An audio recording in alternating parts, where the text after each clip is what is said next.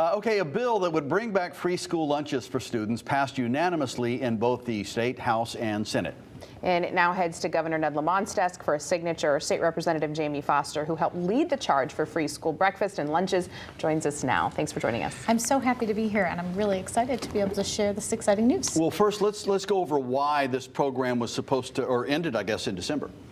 So originally it was calculated how much money went into the budget last year based on current participation rates.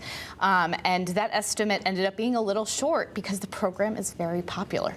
It makes a big difference. And I think it's becoming more popular, and parents and families are more interested in participating with inflation the way it is. Okay. It makes a bigger difference. Than And now it's been extended till June 30th. That's what this does, correct? Yes. Okay.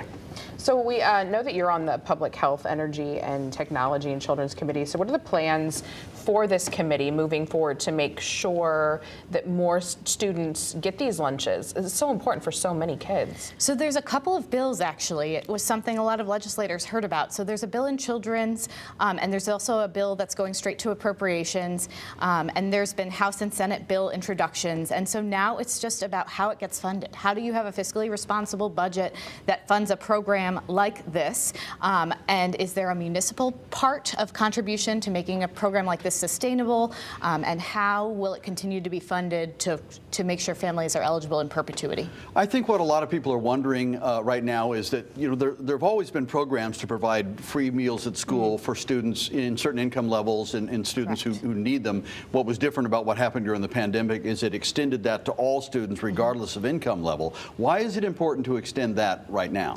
That's a great question. So before the pandemic, there were certain communities, and it was only certain schools, so it wasn't necessarily an entire town or entire city that would be eligible. So it was by the income of the surrounding area of a specific school that you would have eligibility, and that would be based on at least 40% of the student population being eligible for SNAP or Medicaid for the children in the household, or temporary assistance for needy families.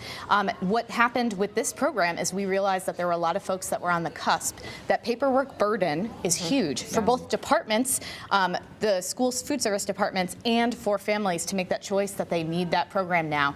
So this decreases the burden. But there are towns, like one of the towns I represent, Vernon, where 3 elementary schools qualify, 2 do not.